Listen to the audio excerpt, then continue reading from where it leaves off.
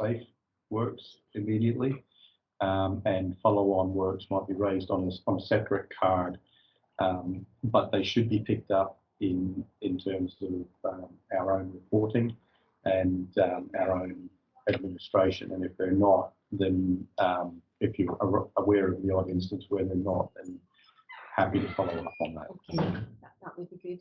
And do you inform the tenant of how long it's going to take? Yes, they're supposed to make appointments with the tenant, and they get a window of when their trades will be visiting, and they make arrangements to visit. Sometimes there are, if there have been issues of non-access around follow-on works where they've made an appointment, tenant's not necessarily been available at the time, and things like that. But we do try not to miss any repairs, but follow-on works are ones that need close administration. Thank you. My others was on in voids, and the condition of some of the voids that they're left in. Councillor Patterson and I viewed a property that was in very poor condition in Conan Bridge a few months back, and we were next door when the company came to clean the property, so we asked if we could see and they let us see the damage, and we were quite surprised about how bad a condition it was in. So my question really is, that cost for repairing it and bringing it up to a suitable standard, while you may be able to charge that to the tenant that's caused the damage, in reality that often comes down to the service to cover that cost. That be fair?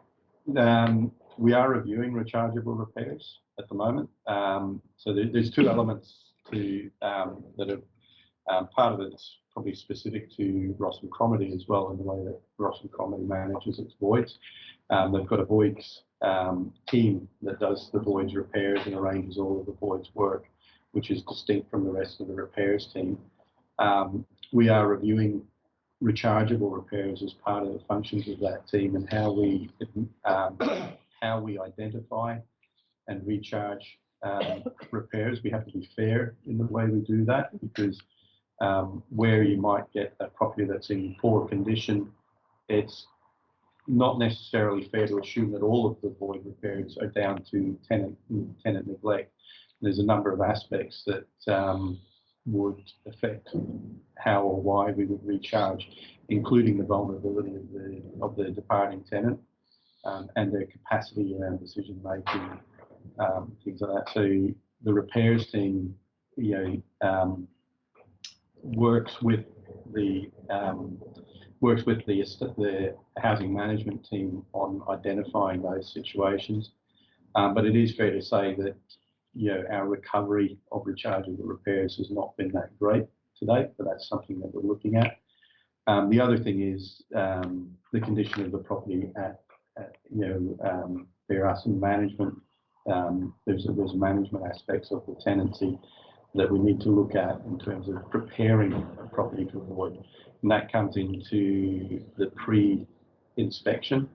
So when the tenant gives their notice, or if we are aware of a tenant transferring or some other way of moving on, then at the earliest opportunity, it's important to get a maintenance officer in to review the condition of the property and to work with the tenant on what that tenant needs to do, so that they can avoid a recharge and work around that. But if you've got instances that you'd like some further information about, I'll be happy to look into them if you've got specific instances. But we do work very hard on turning properties around in a timely manner and getting them into a suitable condition for the incoming tenant. On homelessness, David, could you maybe explain in more detail the process is now if someone's homeless? I know you say that you can't break it down, that there was it 372 homeless people presented in this, that you mentioned in the report, but you can't break it down to our ward. So if someone presents as homeless in Inverness, do they get allocated a property in Inverness, or how does that system work? If somebody's from Inverness and has resided in Inverness and they become homeless, then they are more likely to present as homeless in Inverness. And that applies to Rossshire as well. So if somebody has lived in Rossshire, works in Rossshire, finds themselves in a homeless situation, then they're likely to present to Rossshire. There's not to say that people don't present in other areas. For example, if somebody might live in Muirboard, but they might work in Inverness, and they might decide that they want to live in Inverness because it's easier in terms of commuting, etc. So somebody like that would can present in Inverness. People can present wherever they want. Somebody from Caithness can present as homeless in Rossshire. Depending on their circumstances, they might be referred back to the Rossshire team to pick that up. In some instances, that's not appropriate. If there's a specific reason why they're leaving Caithness, for example, and it's not appropriate for them to return, then another area should look at assisting them instead of saying they would have to be referred back to the Caithness team. And if they are presenting as homeless, what other support is provided to the tenant? So we do an assessment of housing need for housing support. So if there's an identified support need, if somebody's going to need a little bit of help while they're on the homeless journey, then the housing options officer that interviews them will do an assessment there and then as part of the homeless application, and they will then refer that person with their permission. They'll then refer that person to a third party support provider that's on the housing support framework. So that would be organisations like New Start or Calman or Centred or any sort of third sector organisation that's on the framework to provide mainstream housing support. I know I've mentioned it before, Chair, but I always feel that our housing staff end up picking up a lot of the support rather than some of the other agencies that we're supposed to work with. And I would like to thank, I think we've said before too, that this housing staff that we've got, especially the ones we know in Ross and Cromarty and in Dingwall, are an excellent staff. Thank you, Councillor. And my last question is on rent arrears. Although we've got the number or the amount that's outstanding in arrears, can you break that down to numbers? Is it a small number of people? Because some people, it will be a large amount of rent arrears, and they also have other debt. And how quickly do we, as a local authority, get in and see if they're getting support from CAB or from welfare rights? And how quickly is that done? So we have 370 tenancies in rent arrears in Dingwall and Seaforth at the moment. It's not on the report, it's just some information I gathered in advance. So there are 370 tenancies in Dingwall and Seaforth with rent arrears, and the average rent arrear is £513. In terms of support, we try and engage with tenants as quickly as possible. There's not a threshold in terms of rent arrears excuse me, that then triggers it. It depends on what the tenant, what the officer knows about the tenant and their circumstances, etc. But we try to engage with the tenants as early as possible. And again, it would be about signposting people to, if it's debt advice, etc. Then the council's own welfare support team. If there's general support needs within the house that are not just about debt or managing finances, they may be struggling in other aspects, so they would probably be referred, as I said previously, to a housing support organisation. But they can be referred to both in terms of getting specific financial advice from the welfare support team, and then general housing support from the likes of New Start, etc. But early intervention, the minute that there's a pattern of ongoing arrear, then the housing management officer will engage with the tenant and see what the underlying issue is to the arrears and implement support if that's necessary. Thank you very much. That's all my questions. No, I think you make a very valid point in relation to housing team picking up aspects of care that we would hope that other agencies and teams might participate in. It's to their great credit that they do that. I've got Mark who wants to come in now and then about council matters. Yeah, thank you very much. No. It's not, there's a couple of questions, but as far as getting repairs done, I have to say that any query that I or anyone that phones me up puts in is responded to it. And really, I think there's absolutely tremendous. They treat people, with respect, because it is a concerning thing when they've got to phone up. And for the ones that come out for calls, I know quite a number of people that have had quite a few calls, and they always come.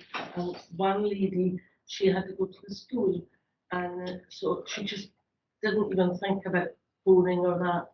And then they phone back in the afternoon to see was everything all right, and they organised to come back. So absolutely big thanks to the staff. And every time we go in to see any of the staff, they treat us with, I think they're absolutely. I think we're very lucky. Thank you, Very Councillor. lucky, and I'm quite surprised about the rent arrears. That's quite high, and I don't suppose we've got a list of how many are on the waiting list. We used to get all these figures in Rothshire, but of course the way they've broken it all up now, it's hard to say which is Rothshire and which goes under Inverness or goes under Caithness. But the one thing that worries me is when people break especially the homeless unit, and then we have to rehouse them, and that is not fair, because I will never get over that one that Angela and I went to see. I have never ever seen the house is, I don't know, has it been redone, because I've not been out lately, but and the other one is, in that, I like to call that temporary house, but I know it's a homeless house, but and then they're offered a house, and of course they say maybe yes, but then they refuse. They've changed their mind or that. How does that stand? How many times can they do that? But if they've got children, you can't literally say, well, we won't give you another offer, and they refuse to go. How strong is that when you say, they say, well, we changed our mind, we don't want to go. That's your Yeah, I'll pick it up later. Homeless applicants get one permanent offer of housing, councillor, and we would regard the offer as reasonable at the time of allocation. Yeah. If the homeless applicant refuses the offer, then we would look at what were the reasons for that refusal. And depending on that, whatever reason it was, so we would take a homeless claim from somebody perhaps 12 months ago, and 12 months later we make them an allocation, and if they've not advised us of a change in their circumstances, discuss it, us keep in contact with them, etc. Sometimes we would allocate a house to somebody, and then the person would turn around and say, I can't manage internal stairs. And we would speak to them about that and say, well, is this a new health condition that you didn't advise us of, when you were originally homeless, etc. So that's just one example of people's circumstances changing, meaning what they end up getting is no longer appropriate. Some people don't want to live in certain areas, and some people have, evidence to say that something happened to them in that area in the past, and we would look at that evidence and see whether they're, whether they were justified in terms of saying it's, it's not a reasonable offer. So generally, we don't have significant numbers of refusals in Dingwall and Seaforth. I can say that with some confidence, but and when they are, they tend to be quite legitimate reasons. And if they weren't, then we, what's open to us is we can discharge our duty. We can say to that person that, your refusal of that offer of permanent housing, which would end your homelessness, is not reasonable. In which case we would do what's called a discharge of duty, and that would be, we're not going to make you a further offer of temporary of permanent accommodation, and we're going to bring your temporary accommodation to an end. But from experience, we tend to resolve the majority of instances where people are swithering about whether they are accepting an offer or not. So we tend to resolve these instances through negotiation quite successfully. But the number of refusals in Dingwall and Seaforth they're not significant. But if they're going out of the area. If they're being housed permanently somewhere else. Yeah. So again, the same principle would apply. We would review the reasonableness of their refusal. So what is the reason that they're saying, I don't want that offer? And then we would review their reasoning. Yeah. And again, we would try and resolve it. We would resolve it in terms of, we acknowledge that it was, their grounds for refusing were reasonable, and then we would make them one more offer. You'd make them one more. We would make them one more that we deemed reasonable. Yeah. If we didn't, then we would speak to them and we would say that the potential consequence of refusing this is we would discharge duty. And sometimes that has the effect of people changing their mind, basically. Yeah. So we almost negotiate and try and convince them that it might not be the perfect property that they wanted, or it might not be in the perfect location they wanted. Yeah. But it was still reasonable in terms of ending someone's homelessness. Lovely, thank you. Okay, thank you. Mark? Thanks. I just want to pick up on some of the points made by both the councillors that have spoken before me. Do we still keep, on terms of repairs completed right first time stats? Yeah, so that might help understand, Andrew. I think it's still a regulatory requirement we're able to demonstrate of the repairs reported to us. How many do we complete on the first visit? And there are a range of reasons, such as Rory's mentioned, as to why that might not always be possible. But that is a stat that is potentially available to us. In terms of recharging for poor condition, this is a classic. My background is housing management for many years, and it is a source of frustration as well as considerable cost to walk into empty stock and see them completely destroyed or just not really cared for. And I suppose the only points I'd make additional to what Rory has said is that it's helpful for us to be able to capture the cost of repairs that could legitimately be chargeable. So the whole basket of everything we spend on properties, how much that could be legitimately saved, down to things that aren't really down to just normal fair wear and tear. In other words, holes don't generally punch themselves in walls, for example. So it's helpful for us to capture that information. What we decide to do with that in terms of recharging depends on the vulnerabilities and range of other factors that we've already heard mentioned.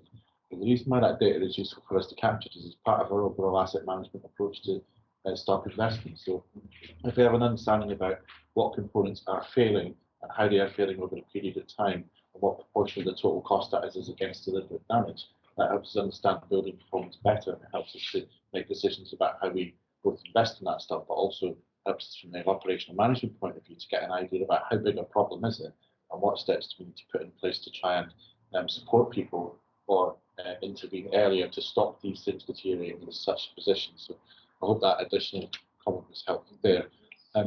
In terms of homelessness, you had some really good points made there as well. People can present from anywhere. Someone getting a bus in Glasgow and come to Inverness and say, well, here I am now. And that didn't used to be the case. So the ability to say, nice try, mate, here's your return ticket, has effectively disappeared.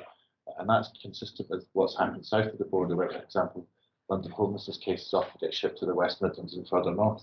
And that's just the way that things go these days. There's such a considerable gap between supply and demand across the piece that these things are inevitably going to happen. But I mean, of course, that does lead to some sort of challenges. The fundamental one, I think, is the postcode or house style element, isn't it? I don't want to be overly blunt about this, but having worked in homelessness for a number of years in the past, how homeless are you if you're saying, I want a specific postcode and I'm only taking that?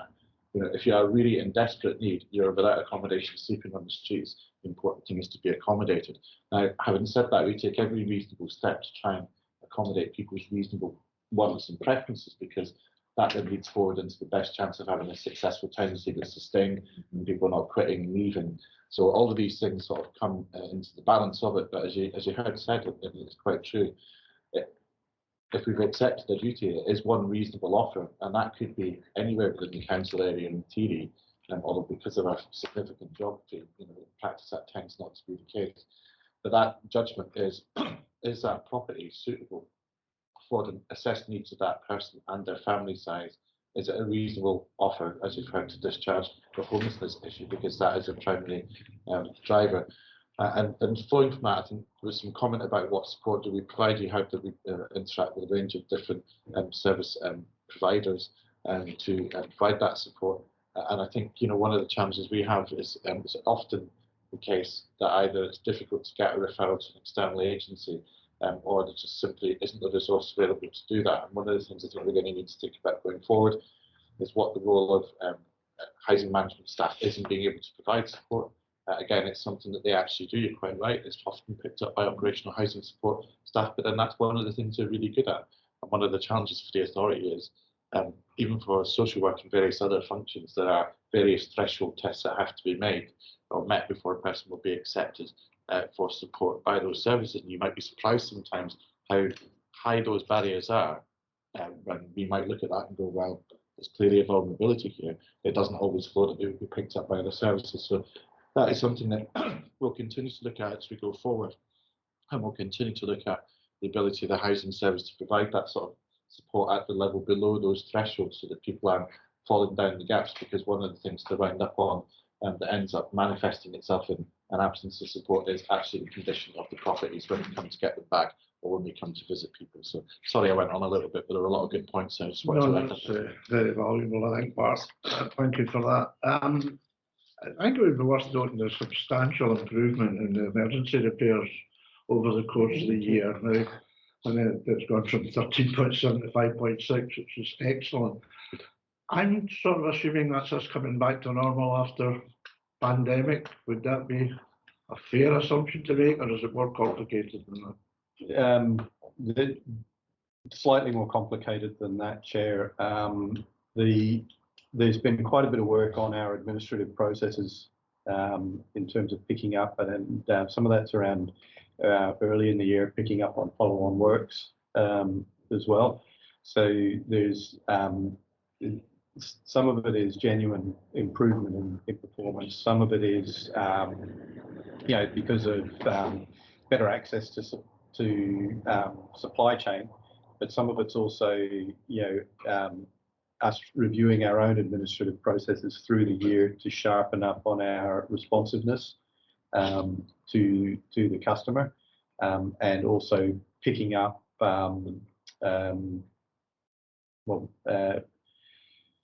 for want of a better word, picking up stray work orders that are floating around in the system, so that we're actually completing works. There's a bit of flow-on effects. Mark pointed out the right first time statistics. So these things sort of fluctuate with each other as we pick them up in our administrative processes. But that's information that we can provide.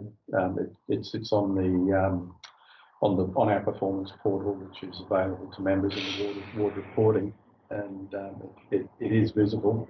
And I can talk to that in more detail if you would like, once you've had a chance to review that. But yes, no, that's how it goes. I think I'd also quite like to pick up on something that Mark mentioned about the support that services provide to our tenants, and particularly with homelessness. Across the board, services are picking up a homeless prevention duty as well.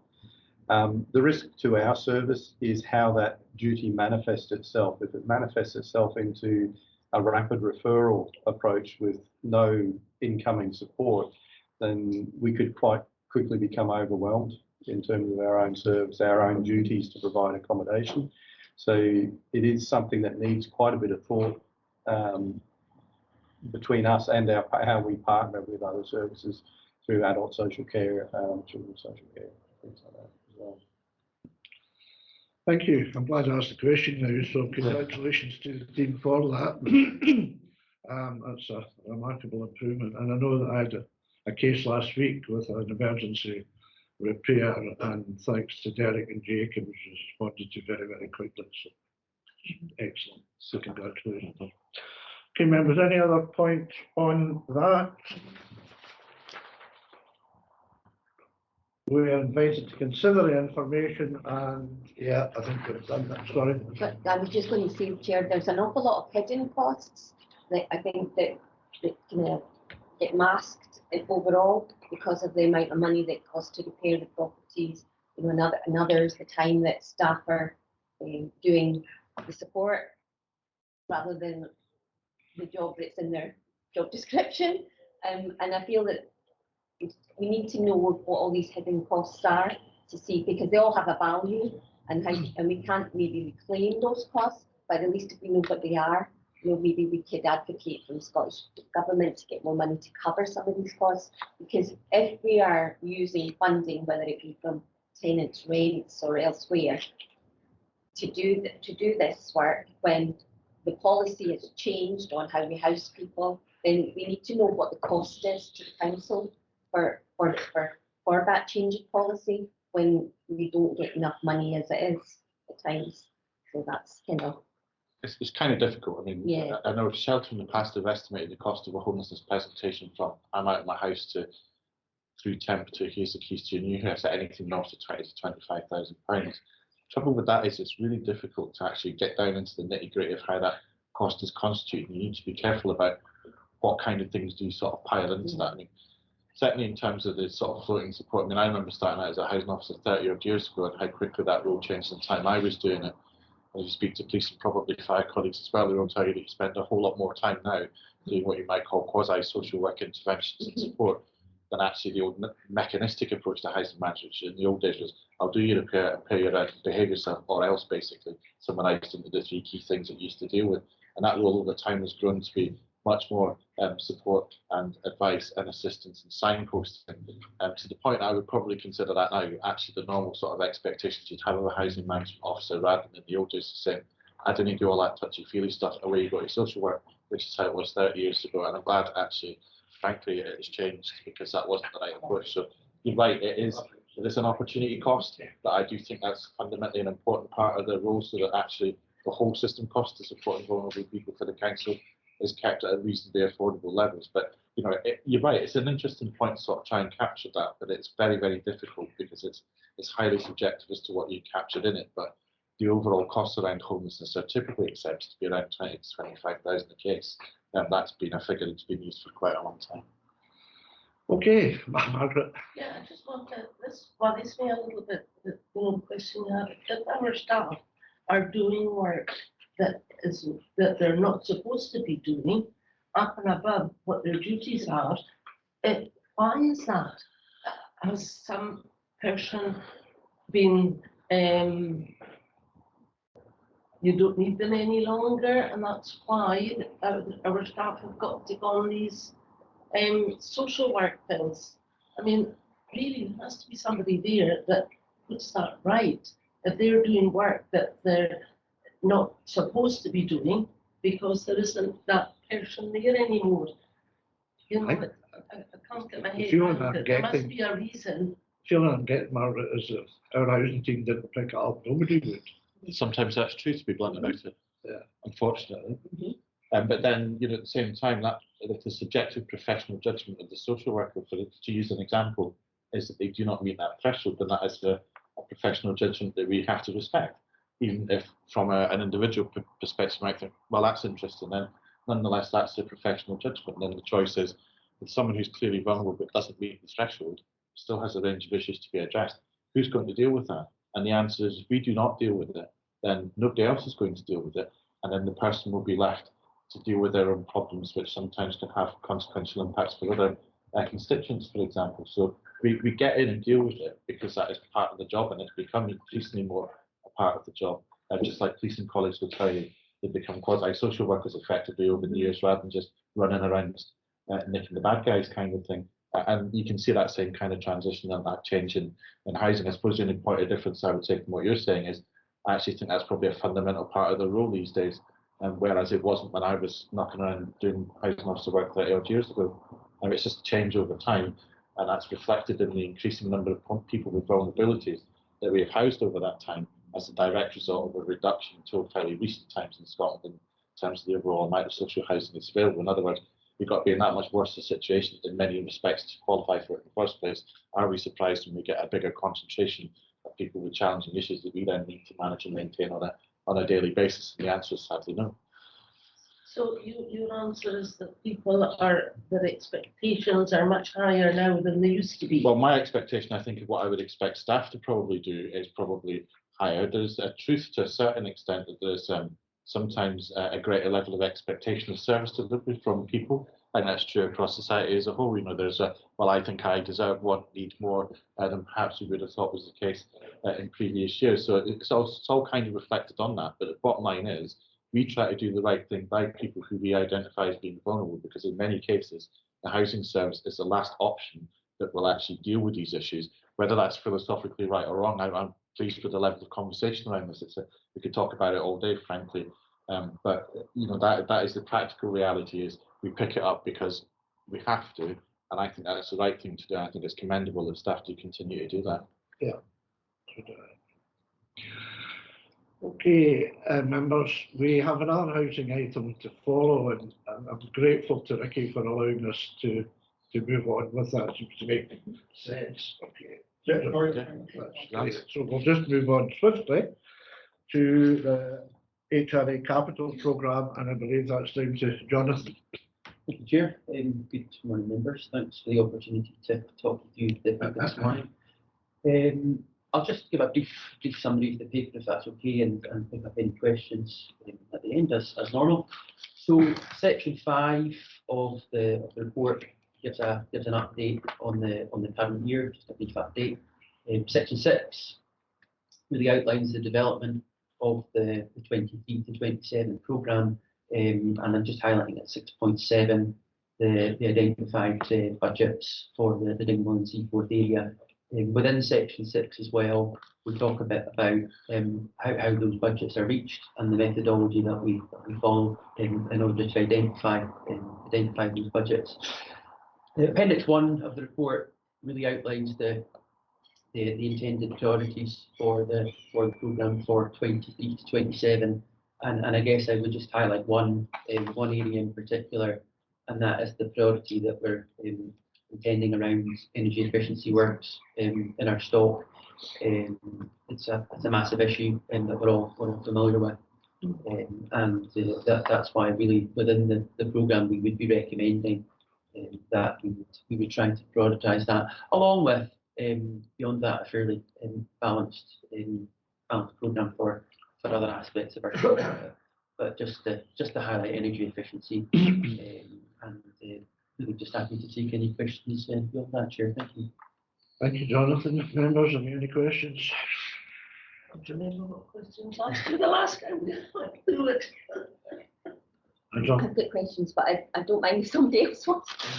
Okay, thank you very much, Jonathan, and thank you, Rhodey, as well, because she did give us a briefing at our board business meeting, so that's probably why there's not as many questions. But I would ask the 6.2, you talk about the life cycle approach to updating houses, and you know, we all are aware of people that have kept their houses in good order, and they do get grief sometimes when maybe they are not getting a new kitchen because they kept it in a good state.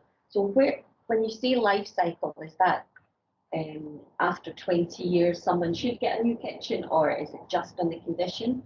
And how much does it cost on roughly to replace kitchens? You know, what's a kitchen worth? Because that's a question. Well, you know, you might look at this and say £100,000 for the kitchens and bathrooms, but that's not a lot really. No.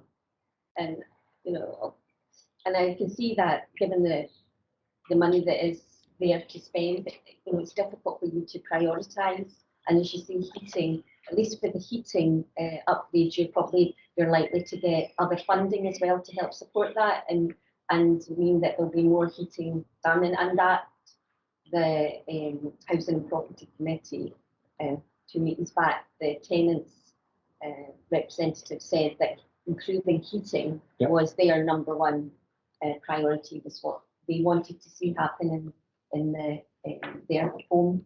So you're right to highlight that, especially when we've got climate change and economic issues at the moment with cost of living.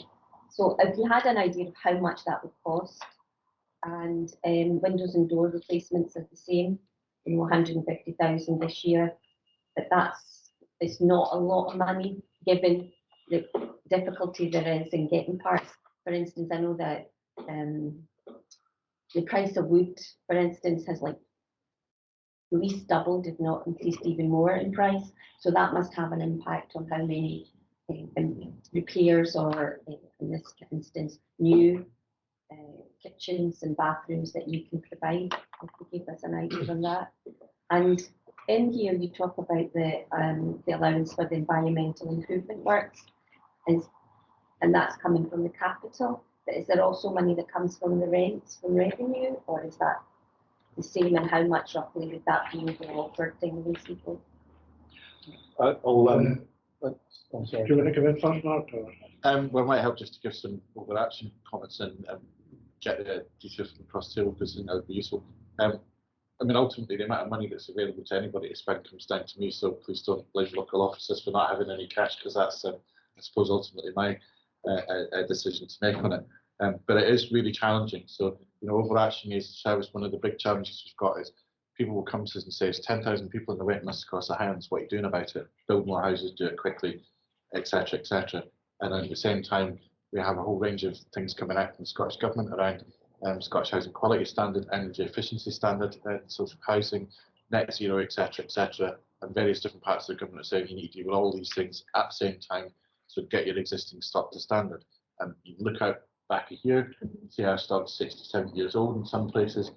That comes with a bill attached to it. So one of the first challenges we've got is the opportunity cost between building houses at a rate that means your constituents get housed in a reasonable time frame, but at the same time dealing with the condition of some of our existing stock, which you all know sometimes is quite challenging. So that's a big issue for us. The estimated bill for our existing stock across the Highlands to bring it to those standards is about £250 million. Now, everybody understands quite well the whole issue about general fund budget deficits and budget gaps, because we talk about it all the time. But what's perhaps less understood is that the housing revenue account is a sort of defined ring fence account that deals with tenants and tenant rents and spending on council houses is equally constrained. So about 44% of our revenue budget goes on paying down historical loan charge debts, which is not dissimilar to the general fund pressure situation that you have. So our ability to invest our way out of these challenges on the housing side is in many respects as constrained as it is on the general fund side. And I think that's perhaps something that's been less understood in the past, but as we start to try and address these issues, it's going to be a factor going forward in the future. I think the only other thing I would say in relation to that is things like whole life cycle costings are indicative rather than prescriptive. So a kitchen might have a life of 25 years, but the fact is it could be knackered at 15, or it could be perfectly serviceable up to year 30. So what that is, it's an indicator saying across your stock, here's what the ages of the things are. You need to be getting and checking the condition, forming a view about replace, don't replace, relife, extend life. It's not necessarily an automatic guarantee. 25 years on the dot will come in and give you a new kitchen. And the final point is, of course, it will vary depending on a range of things you picked up about supply chain and material costs, which is a very good point.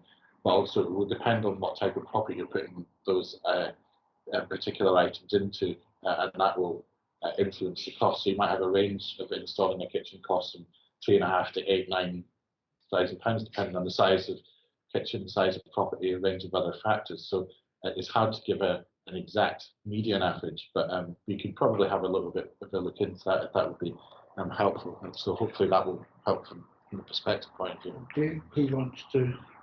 Anything to add, Rory? Yeah, so I think we can commit to providing average costs for you for installs, and if Jonathan doesn't have it immediately in hand, we can certainly do a breakdown of that.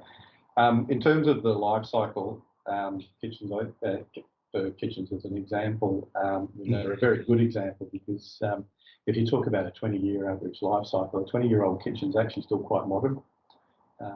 There's not been a lot of advance in kitchen technology in the last 20 years, so if it's in good condition, it generally meets our existing standards. So when, just to elaborate a bit on what Mark was saying, the way we going forward are looking at our investment in component replacement, is is assessing them against in terms of affordability. What's it look like within the current program? What do we need to? What are our sources of funding? Compliance. Mark touched on the compliance issues. We've got a range of regulatory compliance programs coming up at the moment. We've shifted our electrical condition reporting from 10 yearly to 5 yearly, so that's come with a consequent increase in investment in that direction, and also the investment comes off the back of those inspections as well, because when we do those inspections, inevitably there'll be a number of deficiencies identified which will require investment. Then it comes down to age. When we're talking about life cycle, we can only really be general about that. Condition is probably more important, and amenity. An amenity is about, does it meet our current standards? Does it fit the purposes of that we're putting it to? Because a kitchen in a house with half a dozen children is going to be require quite different amenity to a kitchen in a sheltered unit, and so we need to consider those sorts of those criteria when we're making a decision around investment.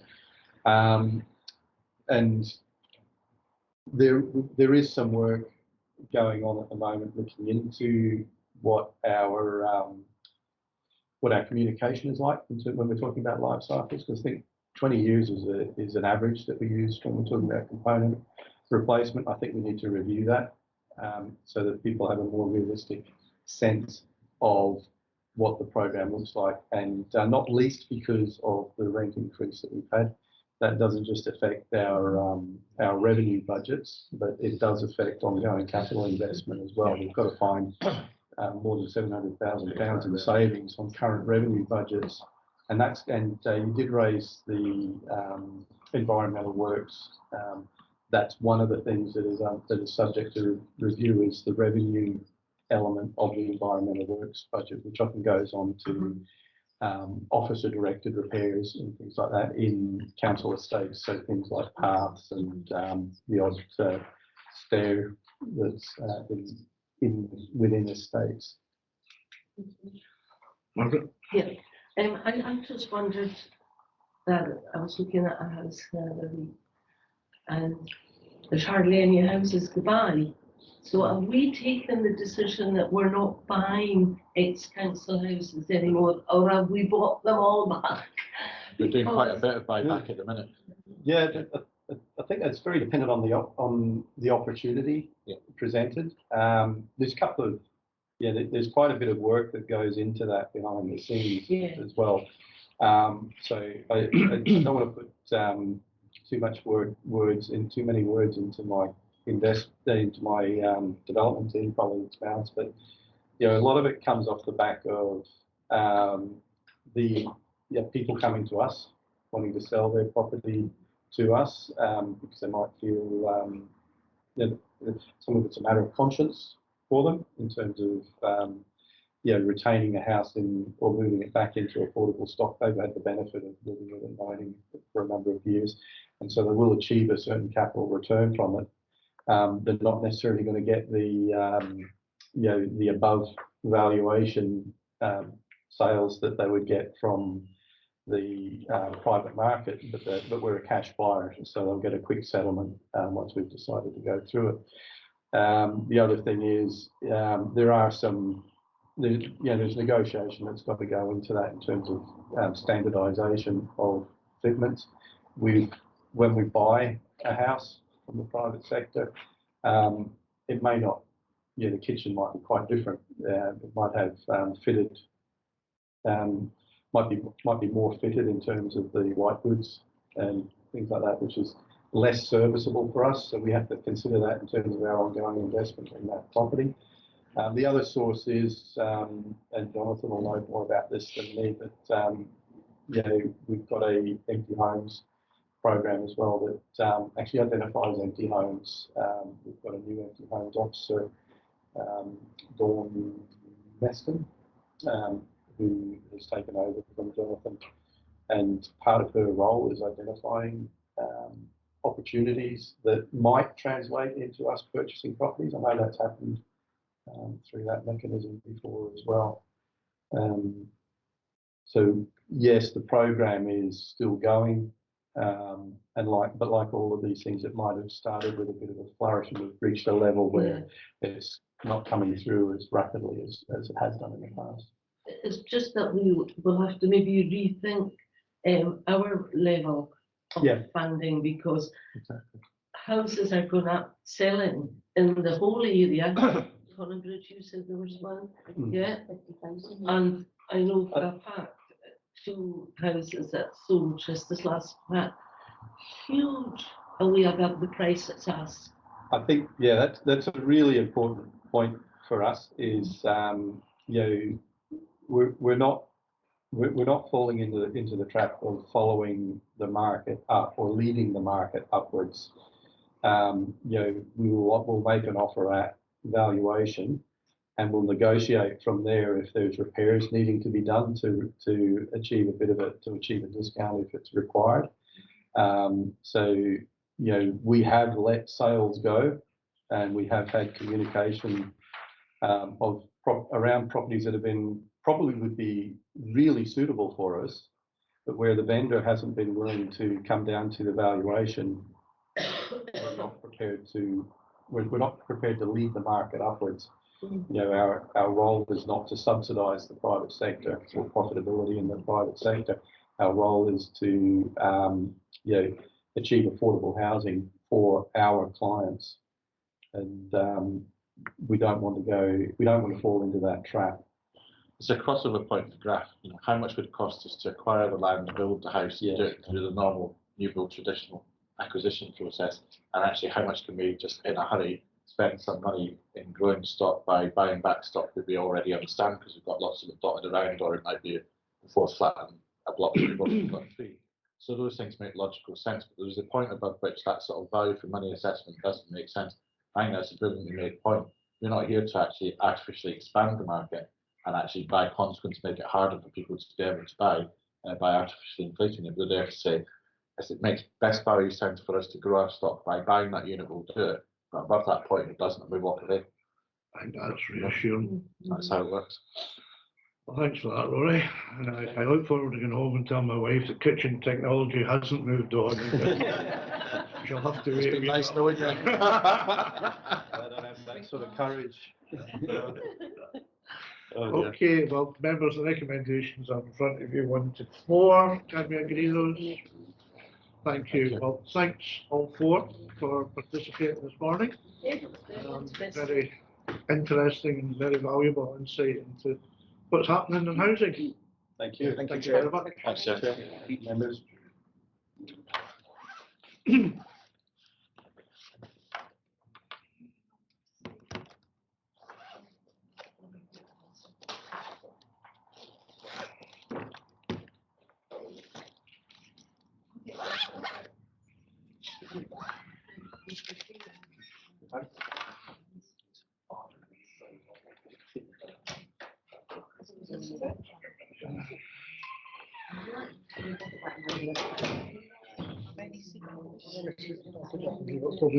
Hello, how are we doing?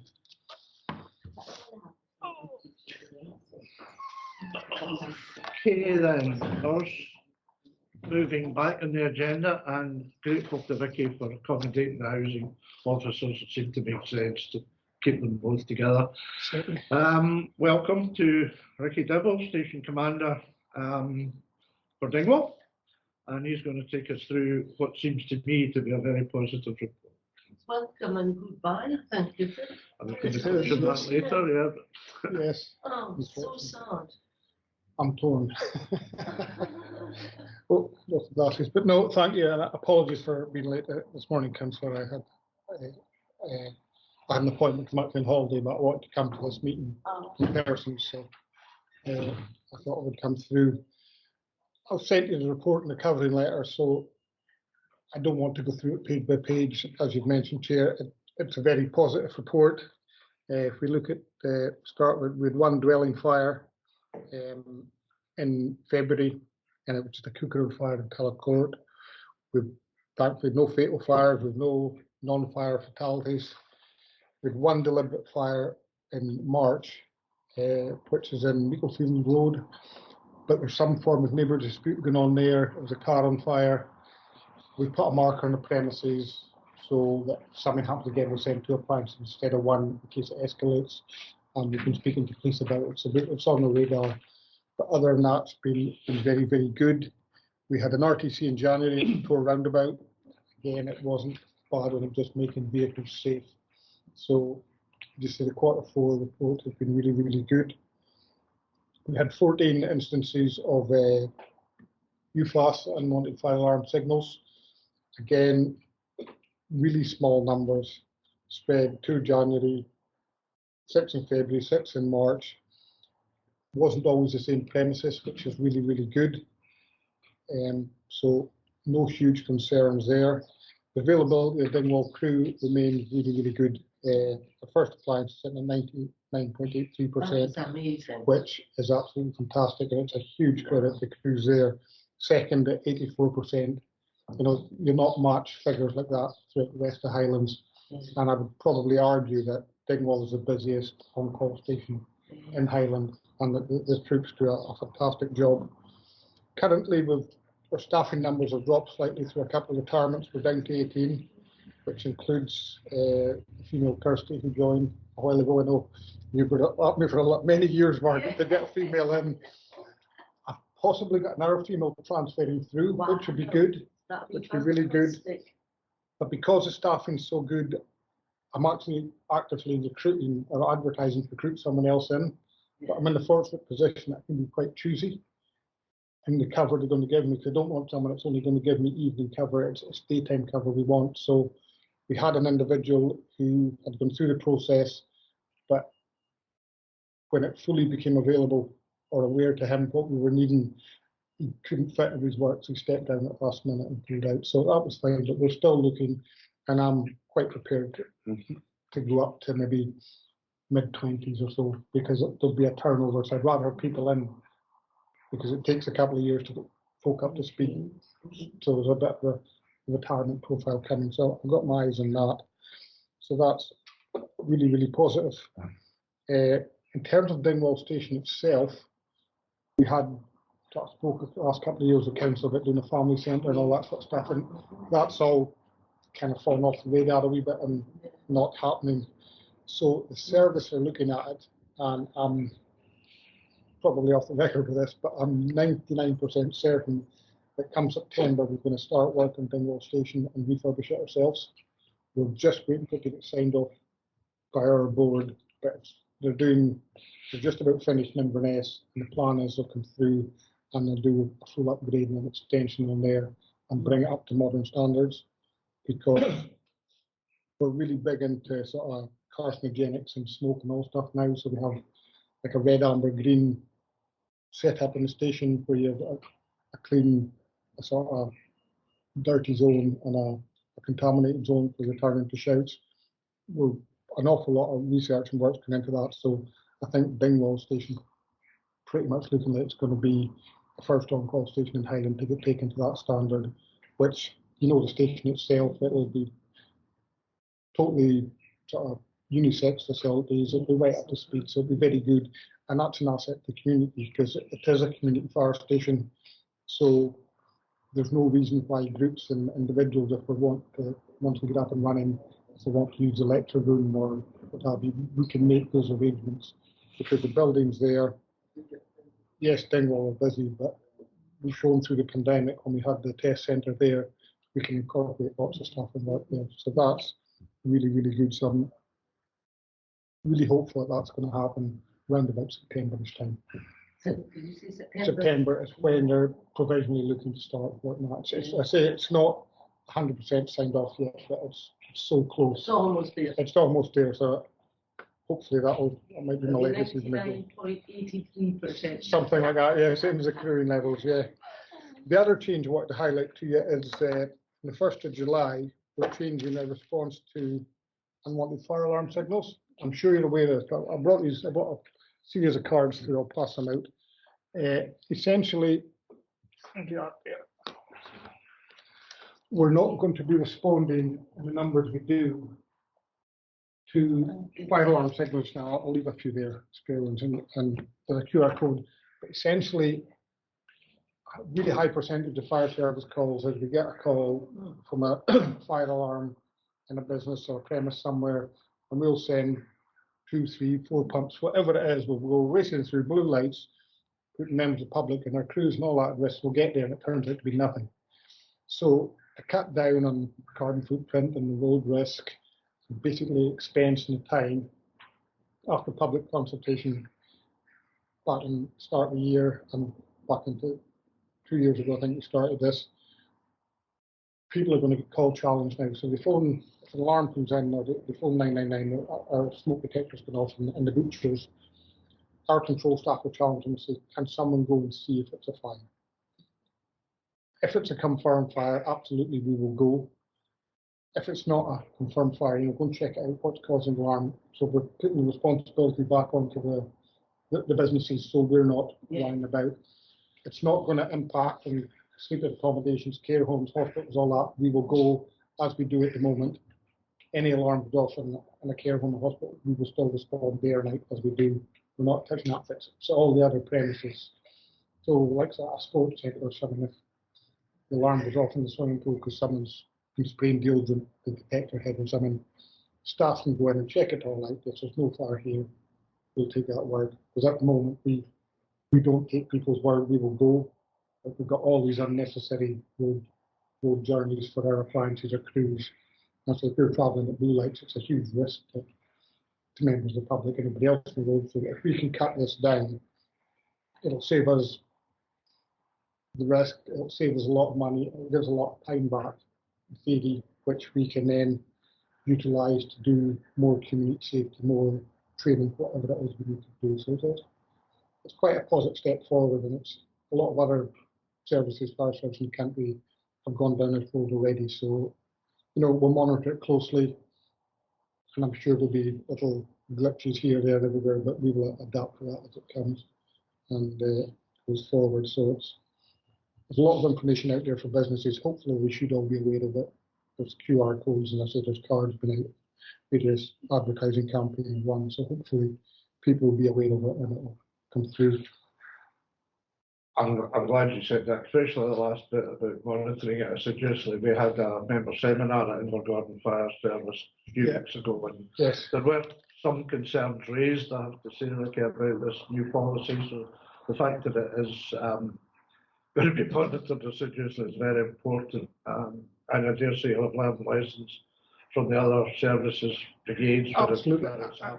I think there'll be lessons learned from the service. We'll take lessons from it, but there'll also be lessons learned from a lot of businesses, because some businesses have risk assessments and their alarm systems up to speed and marked, and some people haven't quite gone that because they kind of rely on us to do it. And it's almost an education thing.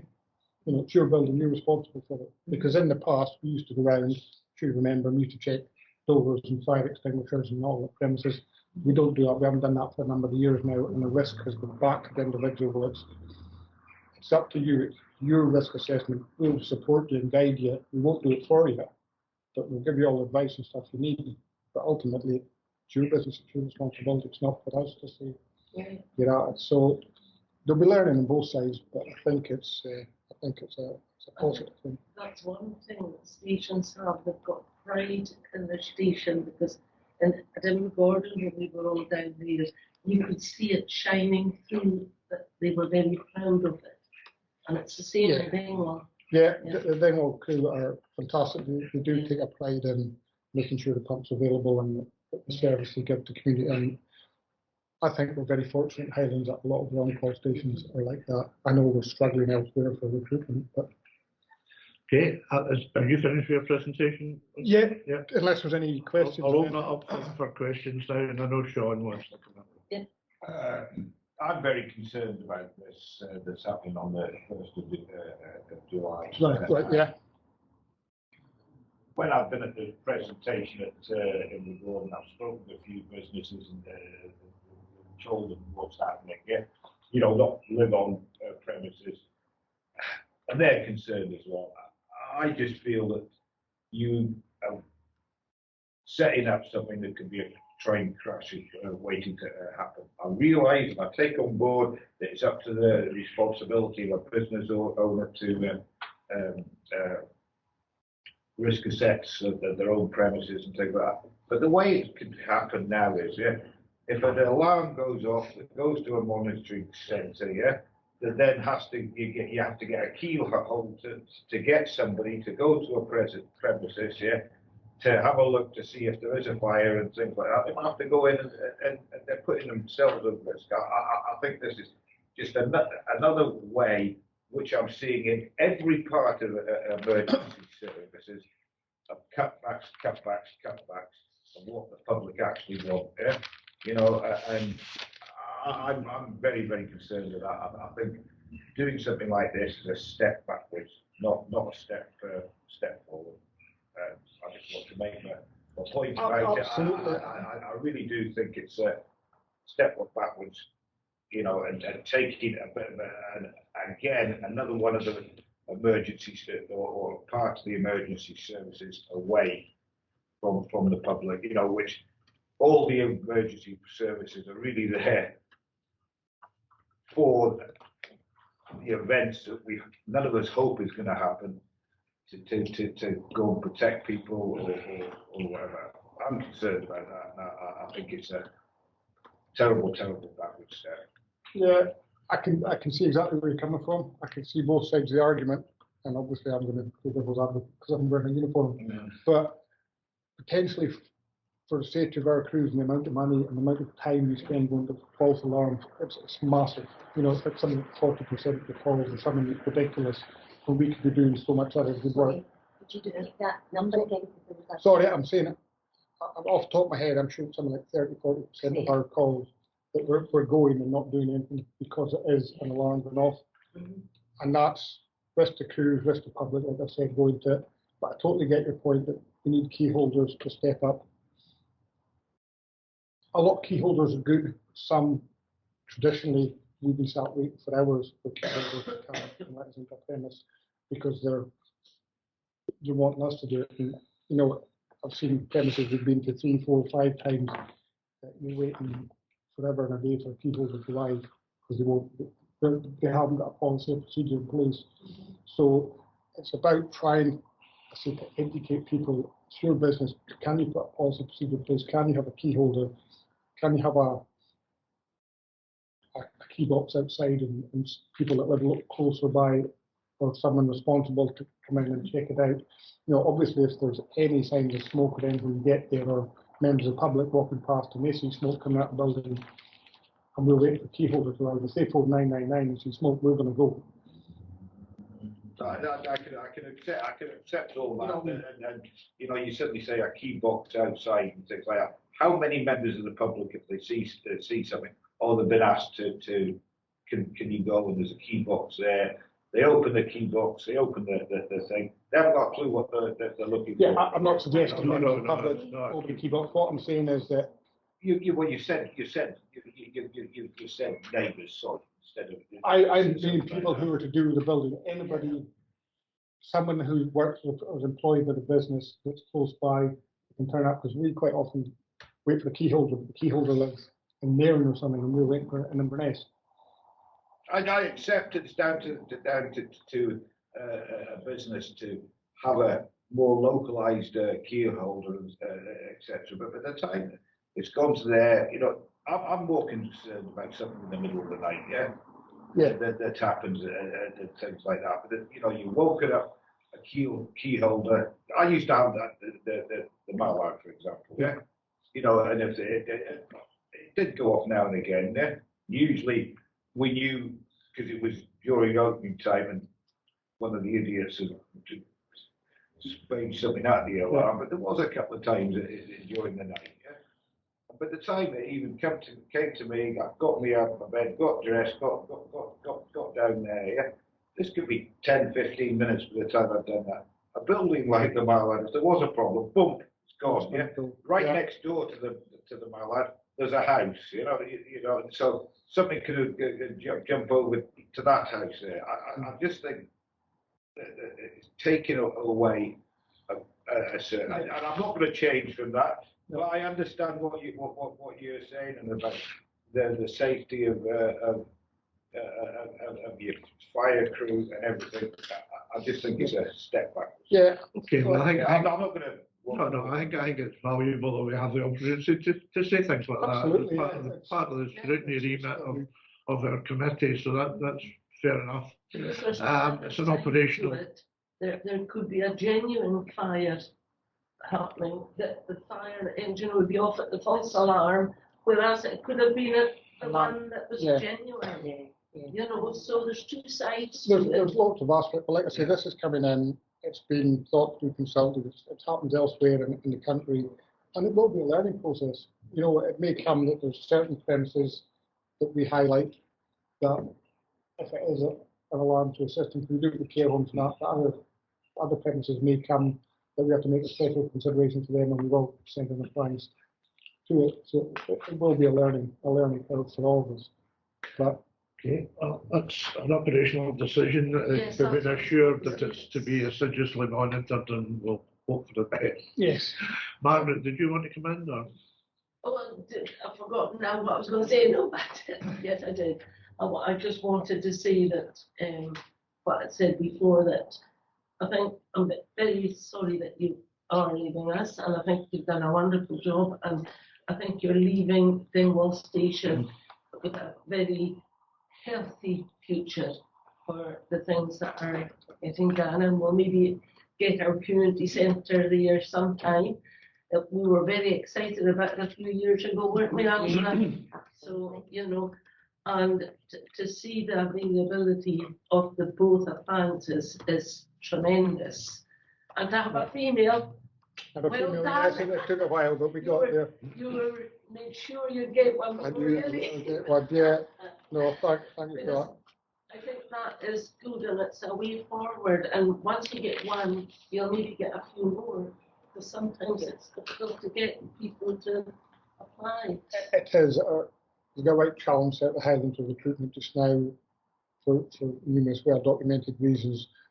Getting the station refurbished would be a big help, because it's not viewed for females at the minute. You know, Kirsty accepts it, she gets that, that's fine. And the other last that's maybe going to come in is totally. And you should say once it gets signed off, it'll be about September. September time they're looking to start, and then I think it has to be done within this financial year, so by March next year it should be all up and running, so that'll be really good. I'd just like to say to the councillors, I've been in Dingwall now since 2016. Yeah, it's a huge change in the turnaround where Dingwall was when I came in, and that's down to crews, it's not just down to me. I can't take care of it for everything. Some things we've worked at and it's worked well, some things are not going quite as well as we planned. But I think the service and the pride and the crew we have there now are tremendous, and the support I've had from councillors and all that. So I just want to thank you very much for that. Although I'm leaving, I'll still be doing my operational cover in Highland when I'm doing my 24s and that. My email, my phone number is not changing. If you need anything, please get in touch. I'm not sure who's coming in behind me at the moment, but once we find that out, because I'll be based in Inverness, although I'm looking after the islands, I'll be there to keep him right and keep him up to date with the history of everything going on. So he'll get a good handle, because he's not coming in completely blind. So, but as I say, my email, my phone number is the same. So if you do have any queries or anything, just please get in touch. And if I can't sort it out, I'll put it in direction whoever has it. Yeah. Just a very good answer, sorry. No, when you go. Yeah, thank you. I'm David Maddox. We were looking forward to the family centre, and not only because it was a joint venture with NHS Highland, but NHS Highland Council, and it was looking to put in a creche. So there might have been another opportunity if there were some more women firefighters. Then if they had childminding issues, they could drop the children off at the creche before the volunteer. But that's kind of fallen through, and I know it was a number of years we were looking at that, but that was down to Highland Council. I don't know whether that's now under Mark's remit or not, but I'm not quite thinking. I'll don't put anything else on it, please. But actually it was like working with, to set up a creche So it's a shame that that hasn't happened, but I think the fact that the Scottish Fire and Rescue Service are now going to invest themselves shows a commitment how important Dingwall Fire Station is to the whole area. And everybody said already, the staff are brilliant. And I know Michael retired recently. Because when I seen him with the beard, I thought, oh, and he was the first thing I could do. Michael upstairs. And what the other thing I was going to mention was about the number of false alarms in the report for Highland is 1,452 for the last year, and that is a lot of false alarms. And in some cases, it might be the same premises that you go back to. And I would absolutely, I mean, there was a shock, as Sean said, when we were told about this, but I know that when the organisation I'm involved in, I moved to Dingwall, the first thing that we did do was do a risk assessment, get a fire officer in, pay for someone, not for yourselves, but to come in and do that, because the safety of the staff and also the clients that use the facility is really important. So I suppose what you're seeing is that there's a shift, or perhaps not a shift of responsibility, it's just that the premises owners of businesses have got to take their role in ensuring they've got the risk assessments up to date more. Yeah, just taking a bit more responsibility. We'll get something similar with the short-term lets that we're doing just now that have to fall under legislation and we'll have licensing and things to do, and that's a huge piece of work. But it's for the right reasons, to try to cut down on all these folk that are sticking a bed in the garden shed and saying 60 quid a night you can sleep with us, because we're not aware of that, we're no control over that, no safety measures in it, but we're basically trying to educate people and ultimately make everybody safer. As a former head teacher, I'm fairly sure that schools will feature highly on your list of unwanted call-outs. Yeah. You know, but if it's a school during the day and we're getting a call and we're not getting a response, we're still going to go. You know that there'll be a degree of common sense in that if you get 2 or 3 members of the public phoning in and saying, "Oh, we're seeing smoke or we're hearing an alarm from somewhere," and we'll wait for a call centre to come in, we're probably just going to go. John, do you want to come back? Sorry, I beg your pardon. No. All I wanted to say was I appreciate it, and I make my point that it was a bit of a hard time, but I do understand what you're saying. I was a volunteer fireman in Strathpeffer myself for nearly 25 years, so I know about going up to the little shed in Strathpeffer when there was nothing going on and things like that. And I'd just like to wish you all your best for the rest of your career of wherever you ever go, and I'm sure you'll do a good job there as you've done in Dingwall. So all the best to you. That's appreciated. Yeah. And so the other question I was wanting to ask you was about, you say that housing and schools you would still be going. It's even the council's designing properties, because I know of instances in Dingwall, and then when I heard it happened in Fort William too, some of the designs maybe that the council's building, because of the sensitivity of the smoke alarms, they were going off when people were smoking in the stairwell, as it were. So do you get involved in that when the council's making new builds? Not to say there's a set of legislation, and to come through planning will dictate what it is. So standards. Planning and building one, plus as part of that there's a range of approved documents which specify just about every component within a building.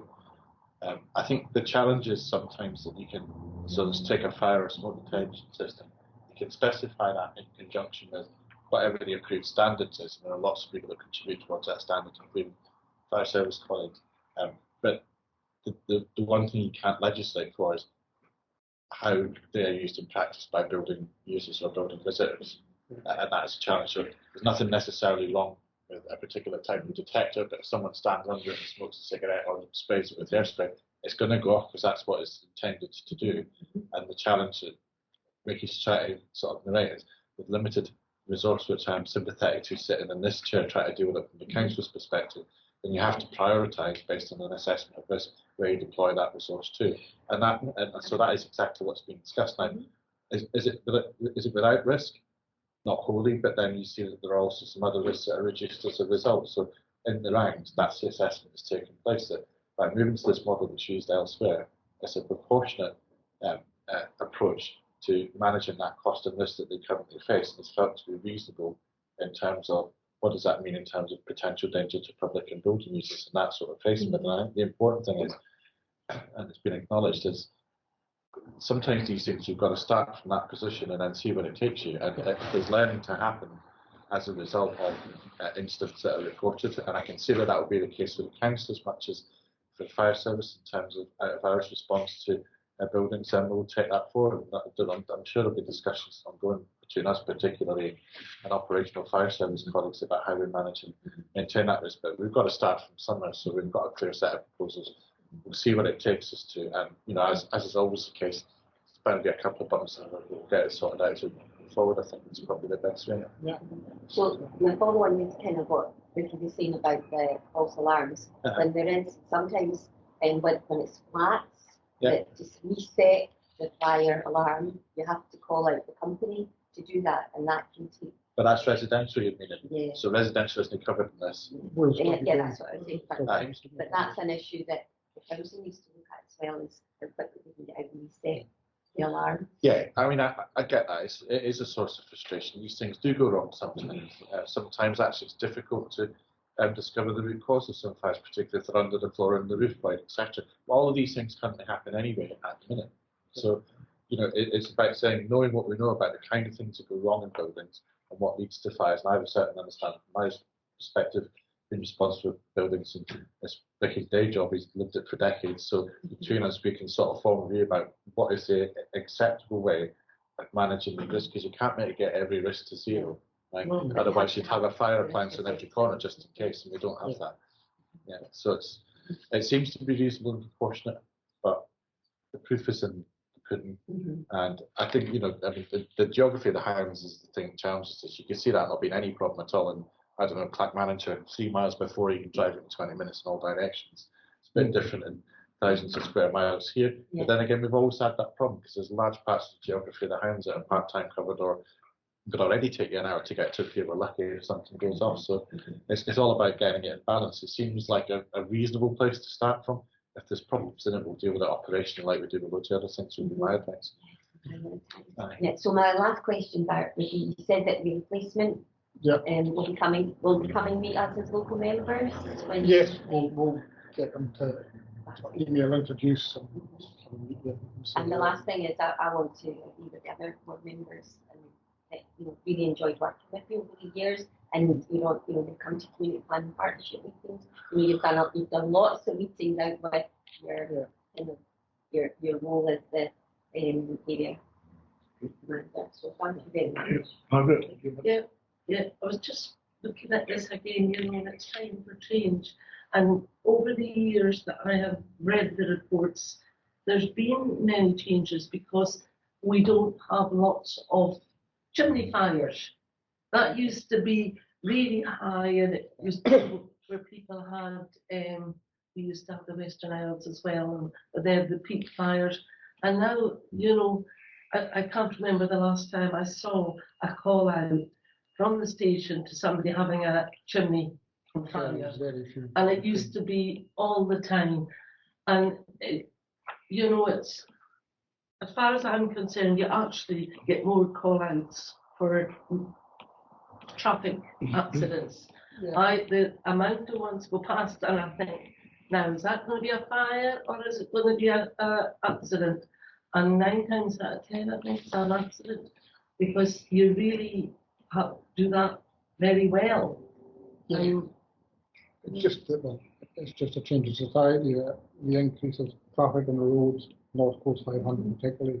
It's surprisingly how little the amount of accidents has increased for North Coast 500. There's lots of minor stunts, wing mirrors and things that we can get told about. But overall, it's not been the increase we all worried about thought it would be. But climate change, we get wildfires, we get flooding. Things are changing, and we're trying to change to adapt to it. You know, we talk about Northern terrorist attacks, which is, you know, Betty Hill or Al Qaeda are not going to cause something, you would hope, but we can't be complacent because we have got sites up here. We've got the naval base at Lockheed, we've got Dingwall, we've got various places. So we have to plan and gear up for some sort of response to that as well, which is a frightening thought. I mean, I've got a ballistic vest and ballistic helmet on the back of the car, which when I joined the fire service, was never on the radar type of thing. Things change and we have to move with the times. Yeah. And I think it's good things like this come in. It means we're not standing still. We're not putting heads in the sand. We're trying to ensure our communities are safe by looking at the challenges and trying to meet them. And that's all we can do ultimately with the resource we've got.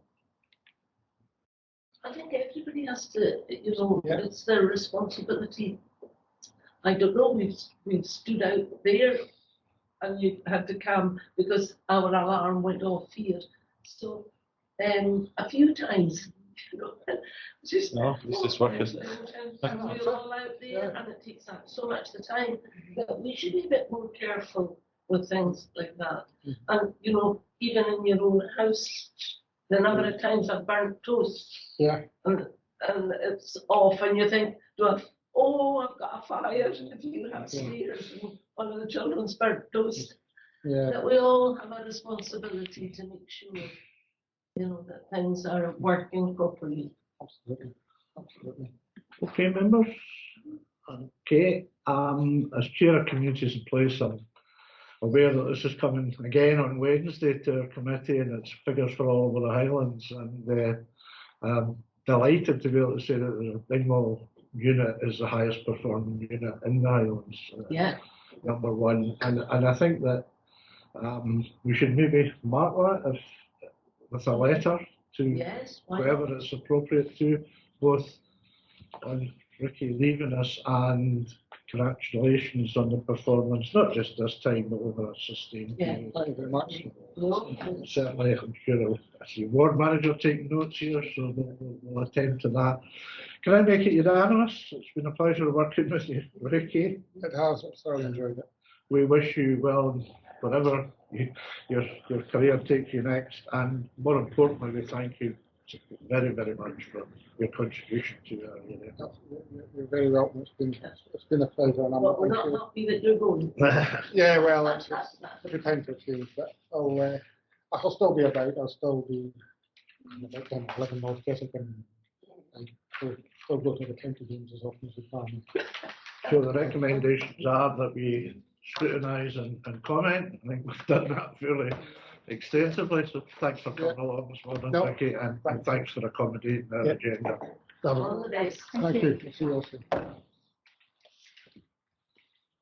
Moving on to the Dingwall Common Good Fund.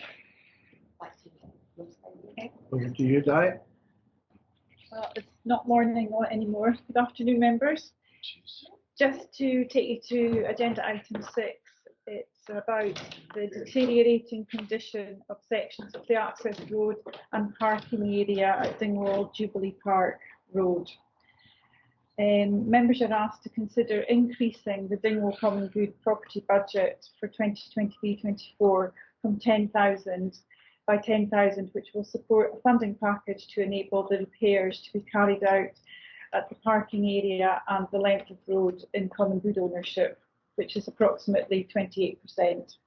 The company and caravanning club who lease the caravan park, which is a very busy caravan park, will contribute £12,870 as per the condition of their lease.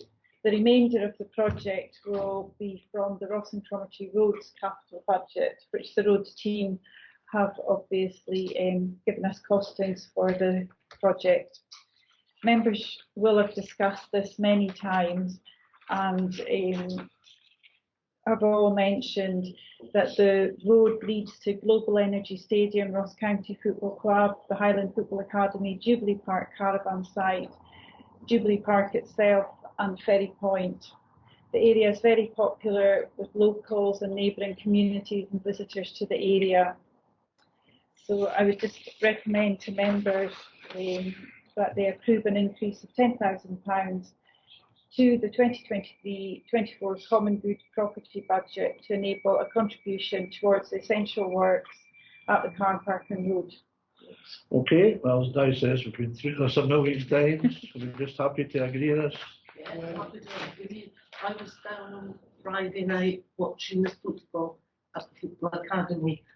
I'm absolutely amazed the amount of people that are down there, far more than there used to be. I haven't really gone to watch the football for a wee while because it's been up to my eyes, and just amazed the amount of people that use that road. Yeah. A lot of dog walkers as Yeah. well.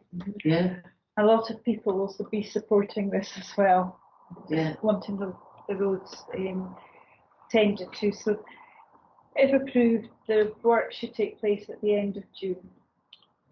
Okay, well, I'll take it as approved unanimously. Yeah. Okay, John? The Community Council now. Yeah, I'm happy with that, yeah. Community Council have given their support. Brilliant. Okay, thank you for that.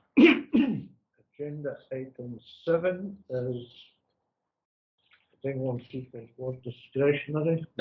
See, the papers say East of West local area committee. I'm sure it's the correct report. So I think it was Derek Martin was going to speak to us. So Derek Martin. He's held up on an issue that involves my staff as well, unfortunately. So what? he's held up on an issue that's sort of a joint.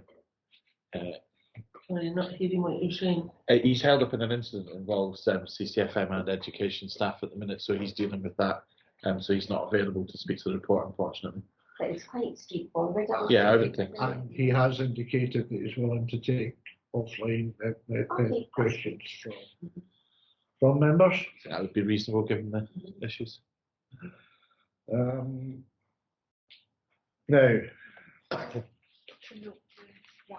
yeah, we've got to note the grants, especially the one in Dingwall Community Council, Dingwall and Bloom project. We're really not just giving them £1.50, we're giving them 1,500. Times are tight, eh? £1.50. So can we note those members? And Ross and Cromarty Educational Trust report is also Derek's, That's straightforward. and that is, I think, very straightforward. It's all grants, it's awards. So are we happy to note the content of the report and delegate authority to the officers to explore options to improve investment income and report back to them? Thank you. Super. The final item on the agenda is for noting as the minutes of our last area committee, which were approved by the council on 9th of March. Yeah. Okay. Well, thank you very much for your attendance this morning. It's been particularly useful, and we'll see you later.